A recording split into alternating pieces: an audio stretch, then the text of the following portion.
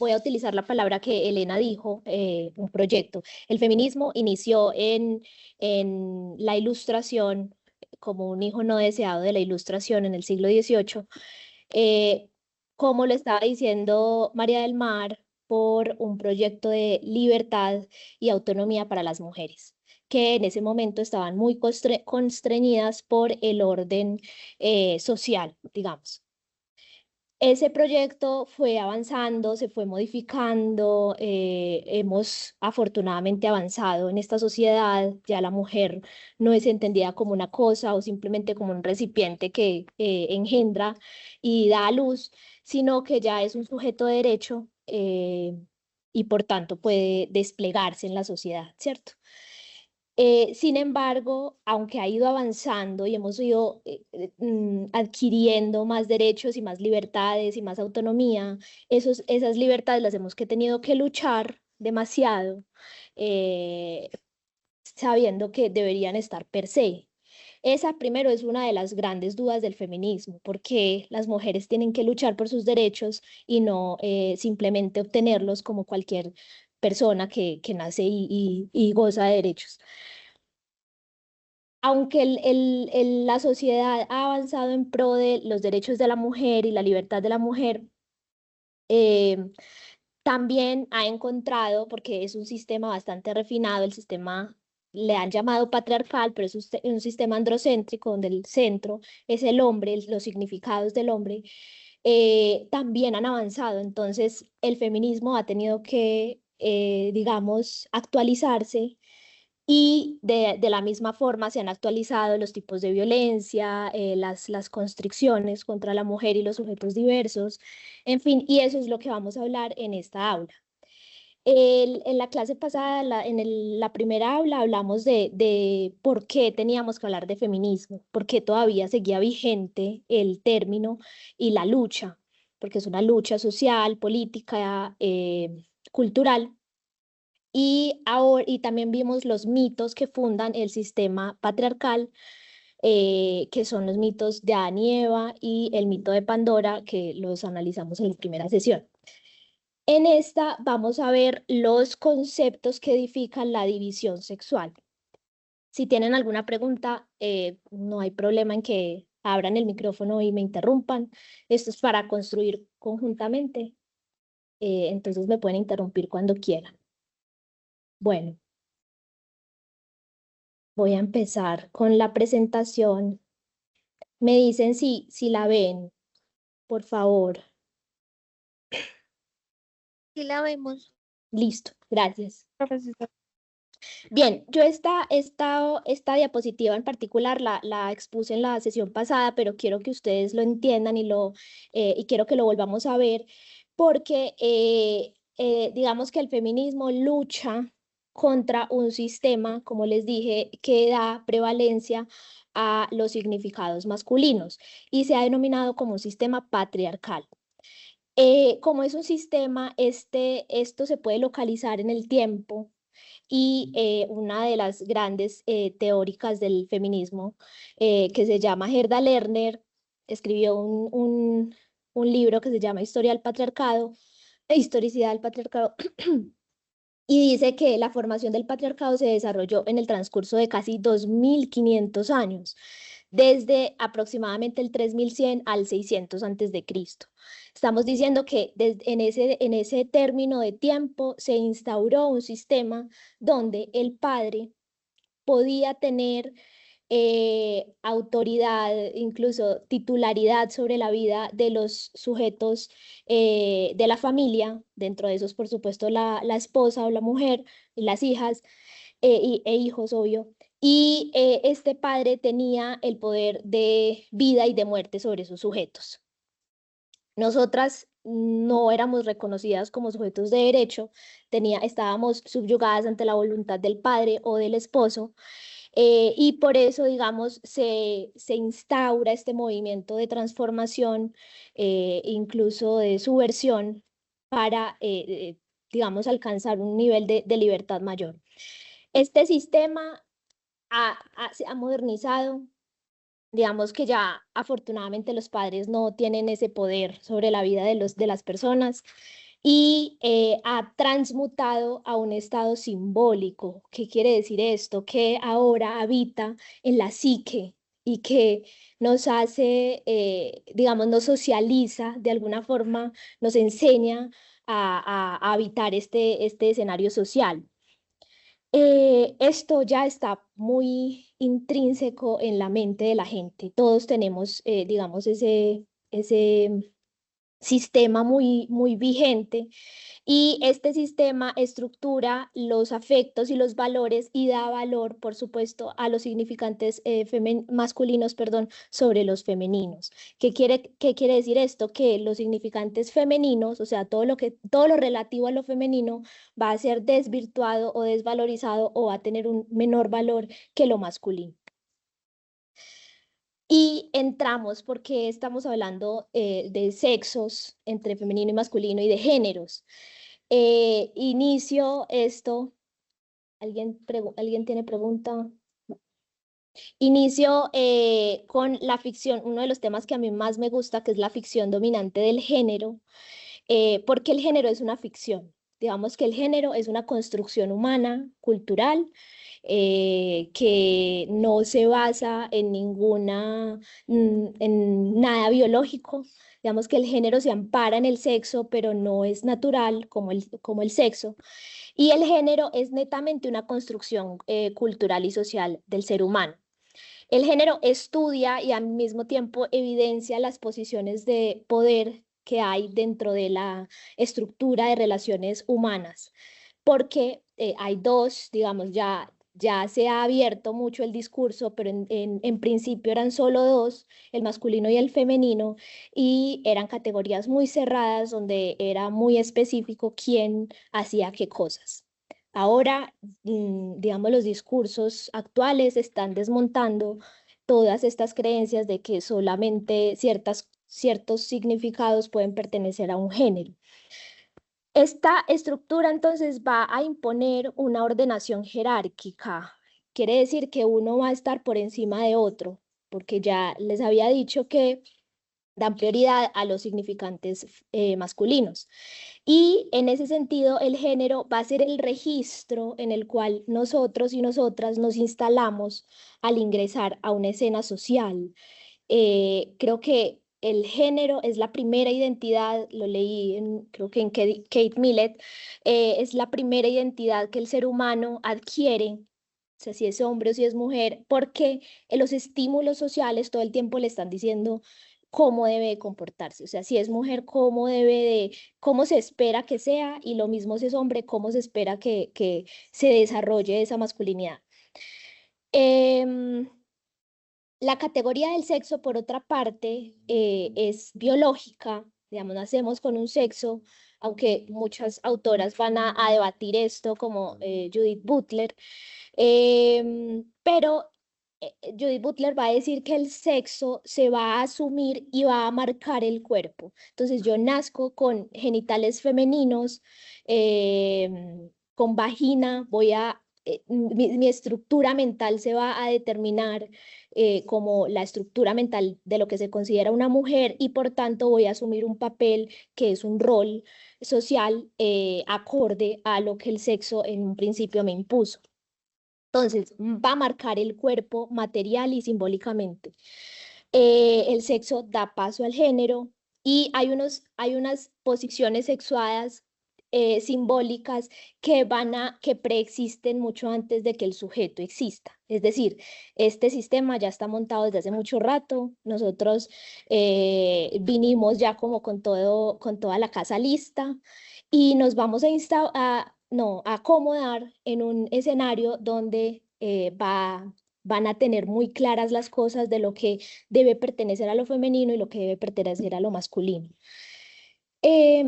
Por eso se va a decir que lo simbólico del sexo que se va a fusionar estrechamente con el género, va a subjetivizar los cuerpos y va a sujetar, no solamente subjetivizar en el sentido de va a diferenciarlos, sino que también los va a sujetar.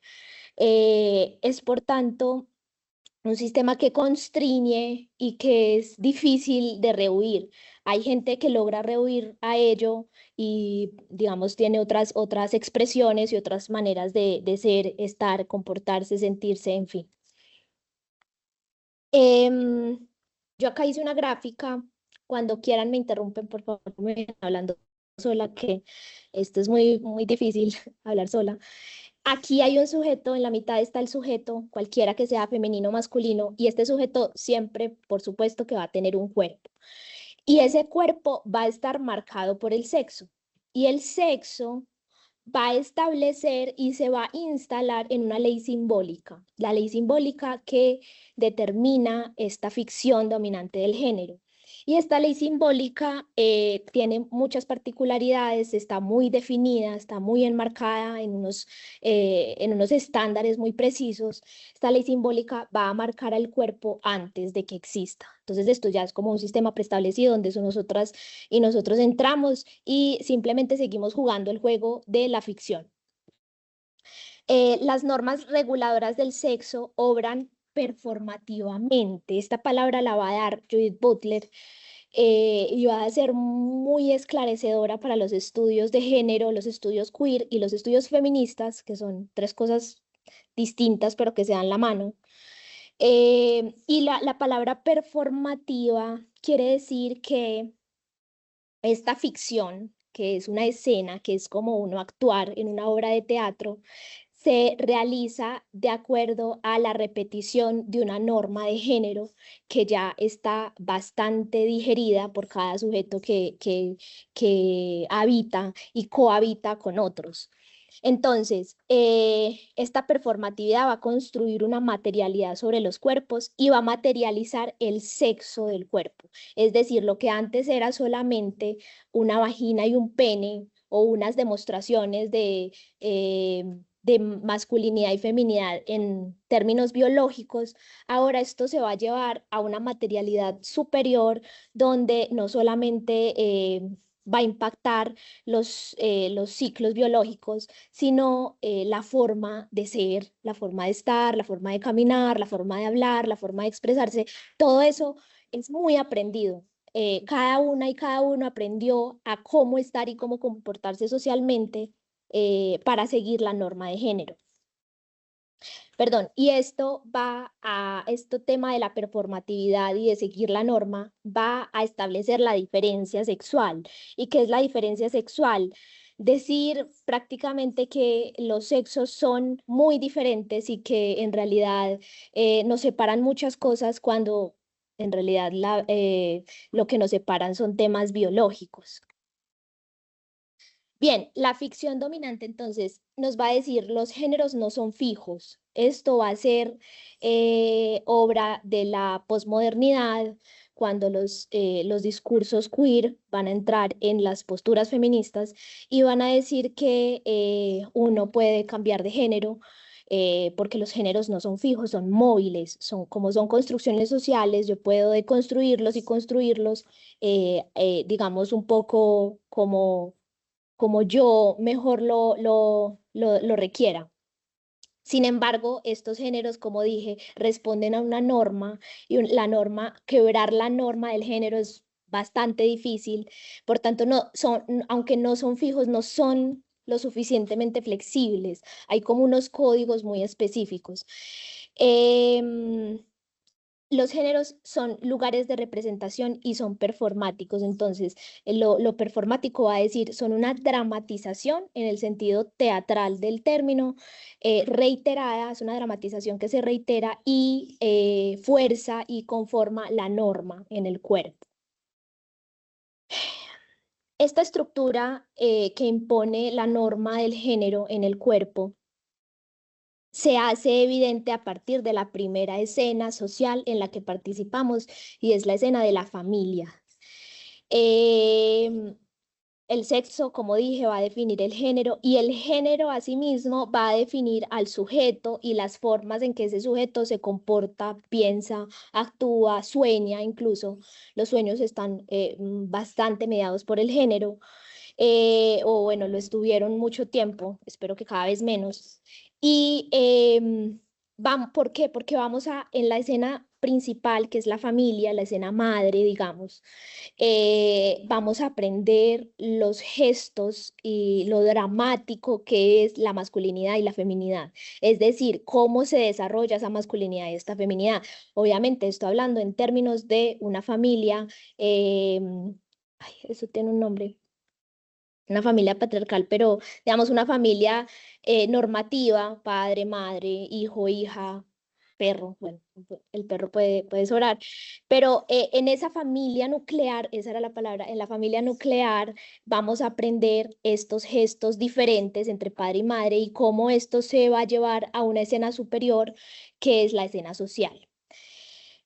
Caja Silverman va a llamar a esta escena la ficción dominante y esto va a ser muy revelador porque nos va, por lo menos a mí, para mí ha sido muy liberador entender que esto es una ficción y que por tanto puedo actuar sobre esa ficción y puedo tener injerencia y desviarme un poco de la norma.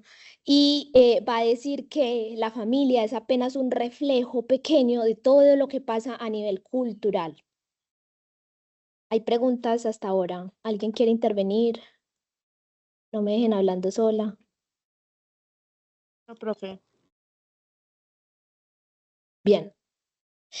Cuando denominamos niña o niño a un sujeto, eso es una denominación transitiva. ¿Qué quiere decir transitiva? Que va actuando, que va desarrollándose y va transmutando a la par y que va adquiriendo o brindando mejor ciertos significados de lo que ese sujeto debería de ser y de hacer. Entonces es una categoría que se asigna, circula y puede cambiar según el contexto social.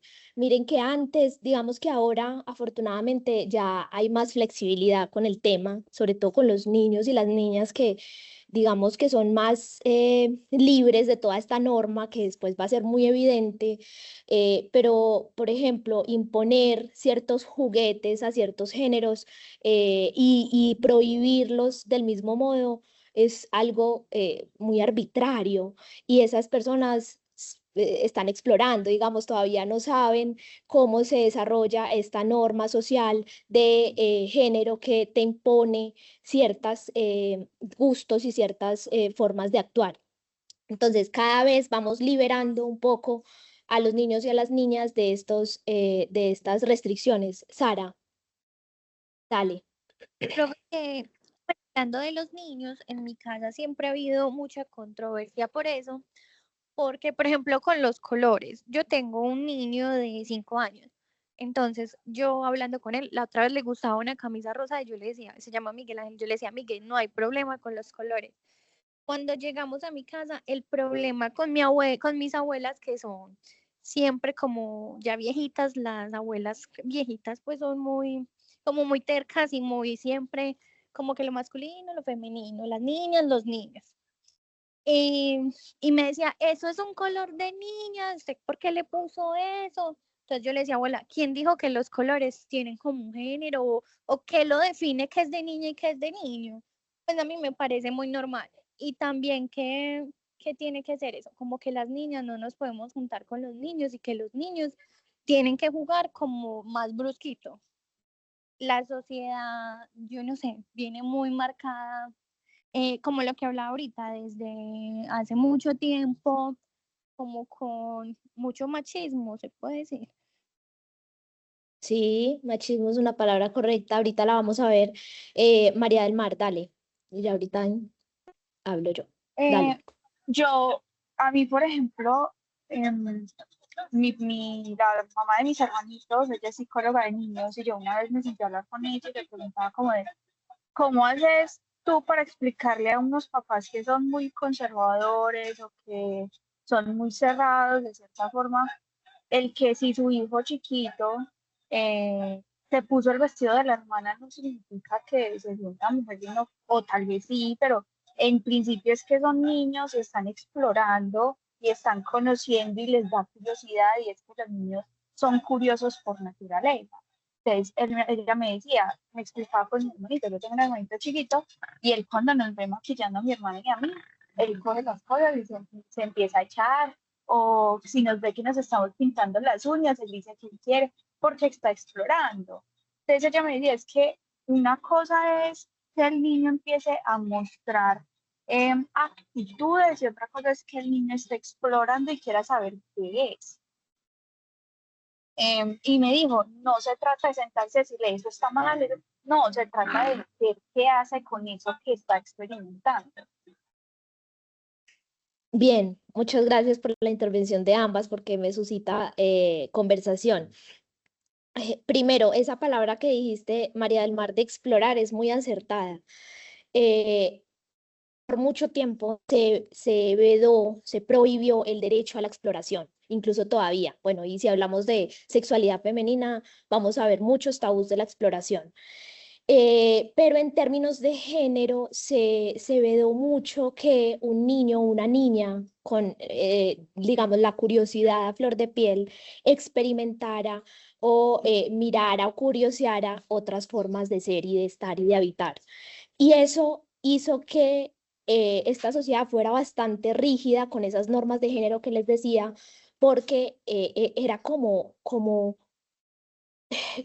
transgredir una norma muy grave, o sea, era como, sobre todo en lo masculino, que lo masculino tiene unas características tan específicas de qué es lo que debería de ser, digamos que lo femenino en ese sentido es un poco más laxo, pero en lo masculino sí se veía alguna evidencia de que habían gestos, posturas o gustos femeninos, era bastante censurado, era como una transgresión a ultranza muy densa. Y esa imposición a no explorar, a la no exploración ni a la no autoexploración, hizo que este sistema se rompiera por muchas partes y que ahora pues germinaran muchos otros discursos que dicen, un momentico, esto es posible, no pasa nada, y no pasa nada que lo que decías vos de tu sobrino o no sé quién era tu familiar, explore con su vestido y si le gusta, pues está bien, o sea, no hay por qué decir que es el fin del mundo por eso. Eso de la exploración me parece muy importante. Y lo que dice Sara del tema de los colores es muy casual porque no solamente binarizamos, binarizar es dividir en dos, ¿cierto? Este es un sistema binario. Un sistema binario es, hay hombres, hay mujeres, hay luz, oscuridad, maldad, bondad, bueno, en fin, nos encantan estas divisiones muy marcadas, como si eso fuera tan fácil. Y en este sistema binario no solo se binariza a la raza humana, sino todo. Entonces los colores empezaron a tener género, las cosas, incluso cosas tan ridículas, no sé, como una silla, un mueble, cualquier cosa empezó a ser más parecida a lo femenino o a lo masculino, y eso tiene pues un gran impacto en la psique de la gente. Bien, voy a seguir. Igual cualquier cosa ay, me paran. Cuando se le da una categoría de género a un niño o a una niña, se va a imponer, me está sonando algo, no, pero no es aquí, se va a imponer a alguien adoptar cierta posición. Entonces, cada vez que va creciendo, va conociendo, va madurando y va probando cada vez más la norma de género y va sabiendo en qué posición debe de ubicarse y cuál posición es la que está vedada o cuál es la que está permitida. Entonces, este poder simbólico del término, que en principio es muy sutil, digamos que, bueno, en ciertas familias, por supuesto, no con las abuelas de Sara, pero ni con las mías seguramente, pero sí va a ser muy sutil el tema de la generización del ser humano, pero cada vez más va a tener impacto en la materialidad del cuerpo y por tanto en la psique de la gente, ¿cierto? Entonces ya muchos y muchas vamos a entender cuáles son las normas tácitas del género. Esta niña o este niño, yo en este caso estoy poniendo el caso de la niña, va a estar obligada a citar la norma de género, o sea, es una obligación tácita seguir con la norma de género. Judith Butler va a decir en términos de la performatividad que esta cita de la norma es necesaria para que a uno se lo considere como un sujeto viable. Y esto pues va a ser bastante debatido y más ahora en la actualidad que han salido muchos nuevos pensamientos que han transgredido esta norma y han puesto a marchar otras formas de pensar. Bien, la masculinidad. Podríamos solo dar una clase de masculinidad y de feminidad, porque es un tema bastante amplio, lo han estudiado mucho, bastantes teóricas feministas, y incluso muchas que no lo son, y gente que no lo es. Y digamos que lo que puedo decir, lo más importante de la masculinidad es que es un estado condicionado, que debe de ser renovado constantemente a lo largo de la vida de un hombre, pues digamos en una masculinidad normativa. ¿Esto qué quiere decir? Que no basta solamente con tener pene para ser masculino. Y eso lo van a demostrar los gestos y la doctrina, porque es más una doctrina social en términos de adoctrinar el cuerpo si se está desviando por otro lugar que no es lo masculino. Entonces, este estado debe ser continuamente renovado y afirmado sobre el cuerpo y las formas, que además, por eso dice Judith Butler que es muy performativo, porque es como un papel, todos jugamos un papel y todos, digamos, tenemos un papel y una manera de actuar muy aprendida. Creo que decir que somos originales es ridículo porque nadie es original, todos somos una copia de todos. Y la masculinidad en ese sentido va a ser una norma que el hombre, en términos normativos, va a tener que seguir y va a tener que renovar constantemente. Entonces, por esto estas demostraciones de masculinidad, y hay todo un mercado, obviamente, en torno a la masculinidad y todo un discurso alrededor de la masculinidad. Entonces, el mandato de masculinidad son imperativos que debe de cumplir el varón para desempeñarse como tal, es decir, como un varón. Y en ese sentido, este mandato lo pone constantemente en la demostración de su potencia, y su potencia en términos económicos, en términos físicos, en términos sexuales, en términos de dominación, para tener una aceptación dentro de la fratria masculina. Digamos que con los nuevos discursos de las nuevas masculinidades, esto se ha venido menguando, ya hay una flexibilidad un poco mayor, pero esto perduró muchísimos años y esto se iba renovando, y por eso todo este sistema de la guerra, por ejemplo, es muy masculino. Los hombres se hicieron con los significados de la violencia y de la guerra en un principio, ojo, pero se estableció que, por ejemplo, significados del cuidado fueran más femeninos. ¿Por qué? Porque a la mujer se la vincula con la maternidad, y por supuesto hay todo un discurso que instaura el cuidado bueno, digamos, todo lo que corresponde al cuidado con lo femenino, y todo lo que responde a la fuerza, y a la capacidad, a la destreza, al poder incluso, y al poder económico, político y todo, con lo masculino. Como digo, esto afortunadamente, la línea se ha venido fusionando y ha venido borrándose un poco más, pero seguimos guardando todavía bastantes creencias sobre lo que es femenino y lo que es masculino. Bien, la feminidad, por otro lado, ay, perdón, eh, se comporta de una manera diferente, no es un estado que haya que renovar con cierta frecuencia. Lo femenino va sobre todo a impactar el modo de ser y de comportarse de una persona, de una mujer normativa en este caso, pero va a estar vinculado con lo que lo que les decía, no solo al cuidado, sino a la indefensión. Lo más femenino casi siempre es indefenso, es recatado, no sé, es como carente de fuerza, que a mí eso me parece bastante violento. porque no, se nos ha quitado, se nos ha arrebatado la fuerza, que la fuerza nos permite llegar a muchos lugares, no solamente a la guerra, nos permite llegar al poder, por ejemplo. Entonces, esta feminidad va a estar marcada en la manera de ser y actuar, que también es muy performativo. Y además va a suceder un tema de restricción al cuerpo mismo.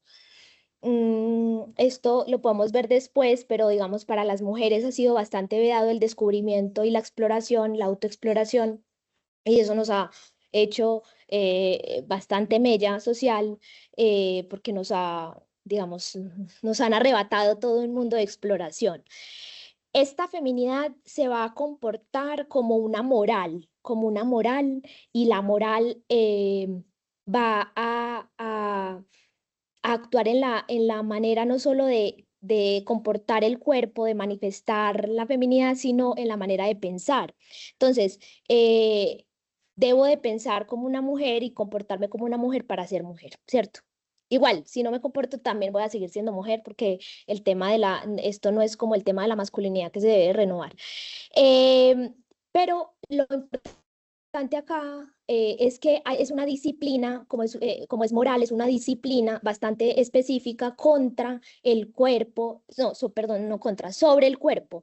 Entonces, se le va a imponer que actúe de cierta manera, hable de cierta manera, le gusten ciertas cosas, incluso la ropa va a ser, pues la ropa femenina, digamos, la moda pues es todo un tema, pero es muy constrictiva. El tacón, por ejemplo,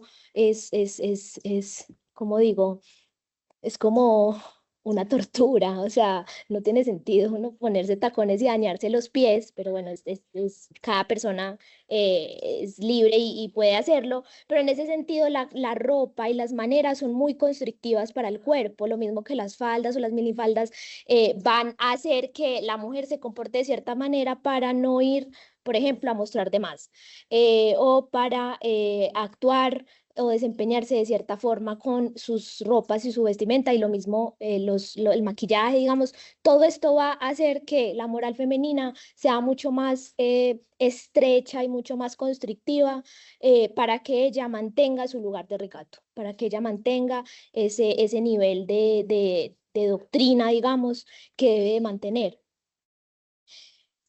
Ahora, con lo que hemos visto, ya les voy a poner unas imágenes para hacerlo un poco más didáctico. Quería preguntarles si ya no les parece, si les parece artificial o natural estas expresiones performativas. Recordemos, la performatividad es lo teatral, o sea, lo creado del género, lo que no es natural, lo artificial de todo este sistema.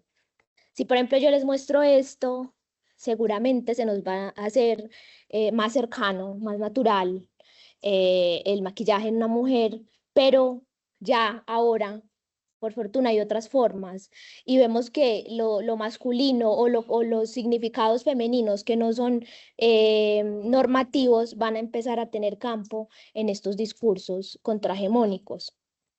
Lo mismo las ropas.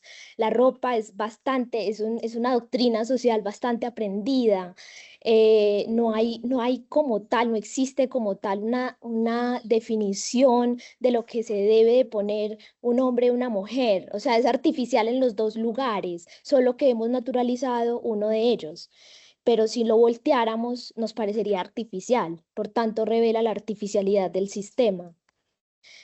Esta escena dramática de Queen, que nos dio Queen, creo que en los 90, que es maravillosa esta canción, pero esto es una escena dramática y nos parecía demasiado dramático esto en su momento. Pero esta, por ejemplo, también es una escena dramática, todo es dramático en el sentido teatral, digamos, no en el sentido del drama. Bueno, también, igual todo esto está vinculado, el término en latín, drama, está vinculado con con crítica social y teatro. La forma de estar, de vestir, de andar, de expresarse, de maquillarse, de peinarse, de ponerse, de lo que sea, es performativa.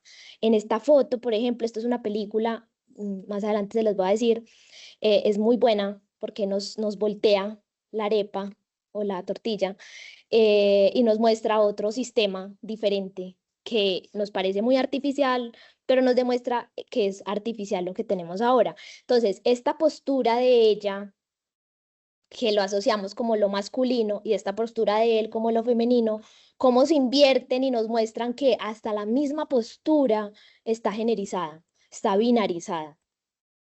Esta es la película, se llama No soy un hombre fácil, está en Netflix, se las recomiendo. Incluso podemos ver si hacemos un cine, sería muy interesante hacer un cineclub. Nos va esta película sobre todo, y bueno, digamos, lo que quiero abordar y contarles es que el mundo en sí está binarizado y que el binarismo es un sistema que es muy estricto en sus significados y que nos hace pensar y actuar de cierta manera, nos hace, nos instaura gustos, o sea, nos gustan las cosas no porque nos gusten, sino porque nos han enseñado a que debe de gustarnos. Y cuando tenemos esta reflexión interna y juiciosa con con nosotras mismas, vamos a entender si de verdad nos gusta esto, si nos gustan estas formas, si nos gustan estas destrezas o incluso este sistema, en fin. Lo que quiero es como llevar a que ustedes tengan un diálogo con ustedes mismos y descubran si es natural lo que les gusta y si de verdad lo siguen porque es su deseo o es un deseo social que ha estado materializado en el cuerpo de cada una. ¿Alguna pregunta hasta aquí? ¿Alguien quiere hacer una intervención? ¿Alguien quiere debatir? ¿Alguien quiere eh, lo que sea? No, el silencio No, profe. dice mucho. Ok, gracias. Bien, para ya finalizar, hay unas normas, hay unas ideologías y hay unos estereotipos de género que van a determinar la división sexual. Lo voy a hacer rapidito porque creo que ya están cansadas. Las ideologías de género van a decir y van a explicar cómo deben de ser los hombres y las mujeres y por qué se diferencian. O sea, van a poner en el renglón, digamos, la línea donde no puede pasar lo masculino y lo femenino, y va a dividir capacidades, habilidades, modos de estar, de ser y de vestir, dependiendo pues, de cada género. Esto es una ideología de género, decir que debe y que no debe ser un hombre o una mujer. Las normas de género son diferentes, se refieren a la conducta que se espera de acuerdo al sexo. Estas normas son mucho más constrictivas. ¿Por qué? Porque, como les dije, se va a empezar a hacer digamos, el adoctrinamiento, o bueno, esa palabra es fuerte, pero la educación de lo que debe de ser cada género desde pequeños y desde pequeñas. Y en ese sentido, la norma va a estar dentro de la mente. O sea, la norma ya no solo necesita el policía que está afuera y que lo está, siempre lo está, sino que el policía se mete a la cabeza y nos empieza a decir esto sí, esto no, esto está demasiado masculino, femenino, lo que sea.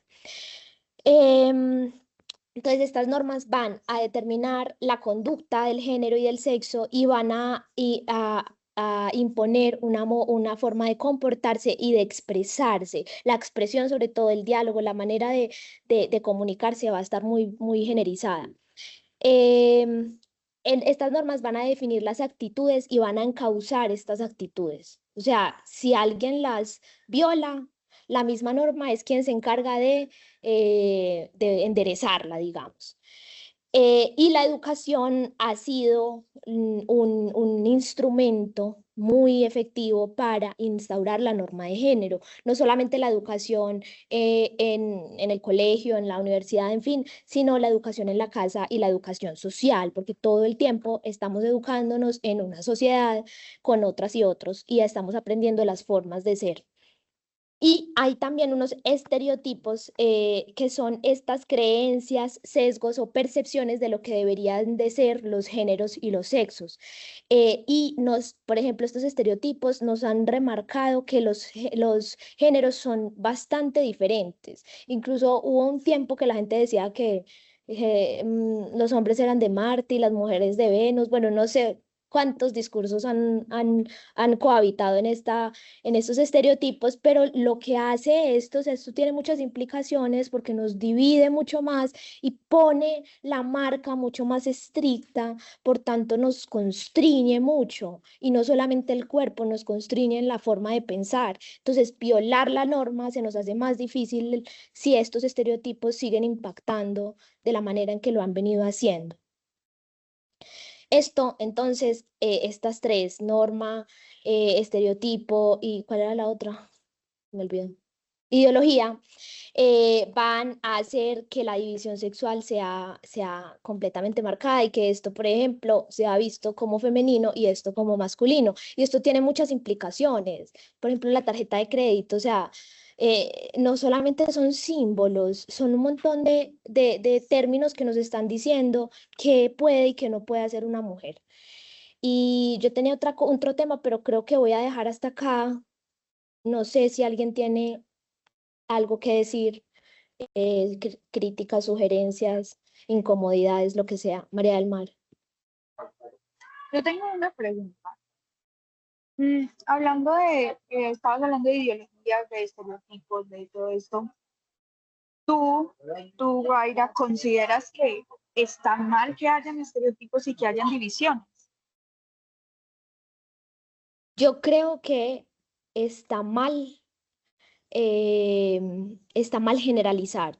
Creo que está mal que las divisiones sean tan marcadas, que las divisiones sean tan específicas, porque en realidad el ser humano, hombres y mujeres, no nos diferencian muchas cosas, incluso lo único que nos diferencia es lo biológico, la capacidad gestante de la hembra, por ejemplo. Seguramente la fuerza del hombre es mayor también, pero incluso la mujer, hay hombres que no son tan fuertes y hay mujeres que son muy fuertes. Y en ese sentido siento que es muy social y muy aprendido todo. Entonces, sí, yo personalmente creo que está mal la división tan marcada que hay. Los estereotipos, digamos, que nos han enseñado, son una herramienta social, aprender a decodificar el contexto, ¿cierto? Es más fácil cuando tenemos estereotipos decodificar la información porque ya tenemos una información previa. Incluso los estereotipos están muy vinculados con los sesgos son automáticos, los sesgos nos permiten actuar de forma automática, no necesitamos, por ejemplo, si vemos a un perro bravo, no necesitamos saber que nos puede morder porque ya lo tenemos interiorizado y vamos a actuar respecto a lo que debemos de hacer. Los sesgos nos permiten cohabitar y, digamos, reaccionar ante el contexto, pero igual también hay sesgos de, por ejemplo, todos las personas de tales características son de tal manera y eso es muy dañino, es muy violento porque no es así. Entonces tenemos que empezar a desmontar sesgos y estereotipos, pues para primero pues abrir la mente y ver que el mundo no es tan fácil como, o sea, no es tan estricto como nos lo han dicho, que hay mucha diversidad. Y segundo, pues porque nos estamos perdiendo en realidad de mucha experiencia si no tenemos la capacidad de dudar de nosotras y nosotros y de confrontar esos sesgos y estereotipos. Entonces sí creo que está mal. Gloria, Cecilia. Ok, gracias. Hola, buenos días, ¿cómo están? Hace poquito entré a la reunión, aunque yo creo que ya se va a terminar, pero bueno, me ha gustado lo poco que he escuchado, ¿cierto? Eh, También quiero pues como opinar pues sobre la parte de la biología. Lo que decías de que sí, esos estereotipos, esas ideologías que han estado intentando cambiar, pero teniendo en cuenta también que el sistema nervioso del hombre y de la mujer son diferentes, ¿cierto? Todos tenemos una personalidad diferente. Entonces, como también eh, tener en cuenta todo eso porque somos autónomos y muchas veces sí quieren mostrarnos unos estereotipos diferentes, pero también, y como también tenemos que, dicen, y es realidad, que debemos ser somos seres psicosociales, biopsicosociales, ¿cierto? Que está la biología, la psique y la sociedad. Entonces, como también como tener en cuenta todo eso, me gustó mucho el tema. No sé muy bien el contexto, estoy diciendo lo poquito que he escuchado, pero también estoy muy de acuerdo en muchas cosas y también partiendo de la biología de nosotros. Muchas gracias, Gloria. Les voy a pedir que por favor encarecidamente me ayuden a diligenciar esta asistencia. Esta aula abierta se hace porque se quiere, pues si a la gente le gusta y le interesa el tema, se quiere abrir una cátedra el próximo semestre. Y para eso necesitamos la aprobación de estudiantes y de asistentes. Entonces, si me pueden ayudar diligenciando esta encuesta, sería muy feliz y estaría muy agradecida. Esto, por supuesto, es gracias también a la Oficina de Equidad e Inclusión que me ha permitido el espacio. Agradezco y, digamos, le extiendo mi abrazo a la oficina. Entonces, porfa, ayúdenme a diligenciar esto. Natalia, dale. ¿Me escuchan? Sí, te escuchamos Ah, es perfectamente. que tuve un problema con el sonido que estaba aquí, era como tratando de solucionarlo. Me parece una aula abierta muy interesante, muy importante. Además, porque lo que la profe Guaira dice me parece que tiene todo el sentido y la profundidad más allá de lo que uno cree, de estar evaluando a las personas o etiquetándolas como por lo que yo creo que socialmente le corresponde a un hombre, a una mujer y donde dejamos también la población trans, ¿cierto? Pues que también, o sea, todos somos, o sea, yo creo que esta aula ha sido un espacio muy bonito para todos, para mucho aprendizaje, porque nos enseñaron como a que esto es de tal manera y yo creo que la educación debe de ser un espacio para uno pensar y no para obedecer. No estoy diciendo pues que tiremos piedra, ni quememos llanta, ni hagamos paro, ni nada de esas cosas, que es respetable también pues el que lo hace, sus razones ha de tener, pero sí pienso que cuando yo creo que lo que yo digo es, tengo la verdad absoluta, le estoy quitando a la otra persona, digamos que la oportunidad de ser como quiere ser, ¿cierto? Y que eso que él elige o ella elige está muy bien para su filosofía de vida. Entonces, etiquetar a un niño, una niña, un hombre, una mujer, a una persona trans que eso no está bien, me parece que es muy arbitrario. Muchas gracias y gracias, profe, por este espacio. Ay, muchas gracias, Natalia, por tu palabra y tu presencia. Dame un segundito. Las personas, porfa, mis estudiantes, también realicen la diligencia porque de ahí voy a sacarlo del tema de la bonificación, por favor. Muchas gracias. Dale, L. Bueno, profe Guaira, en primer lugar, date gracias pues por este espacio tan enriquecedor y a los participantes también. Dos, aclarar un poquito o ampliar el tema del fin de estas aulas abiertas y si bien es para una cátedra, es para una electiva institucional. Entonces sería de uso de todas las facultades y programas que tenemos en la institución. Entonces sería muy valioso que se tomaran el tiempo de diligenciarla, de responder a profundidad y nos serviría altamente. Es cierto, gracias, L. Un abracito, gracias. Jennifer, dale. Hola, buenos días para todos. Buenas. No, extenderte las gracias porque sí son temas que hay que hablarlo, ¿cierto? Son temas que todo el mundo necesita conocer porque creo que nos incluyen y nos acercan a todos. De pronto uno ve que es algo que se habla más, digamos, en ciertas generaciones o es algo más de cierta población, pero creo que hablarlo para un público general es muy, muy importante porque esto es algo que todos necesitamos saber, conocer, empaparnos y también nos ayuda a estos prejuicios o estos, sí, estos coloquialismos que tenemos tan impuestos desde lo que es femenino, masculino, nada, nos ayuda a abrir los ojos y a cuestionarnos a nosotros mismos sin importar qué edad tengamos o qué pensamiento conservador o un poco más liberal, igual nos cuestiona, nos cuestiona qué es lo importante. Entonces, nada, darte las gracias y creo que es una conversación demasiado necesaria actualmente. Ay, qué bella, Jennifer. Muchas gracias a ti por participar y escuchar.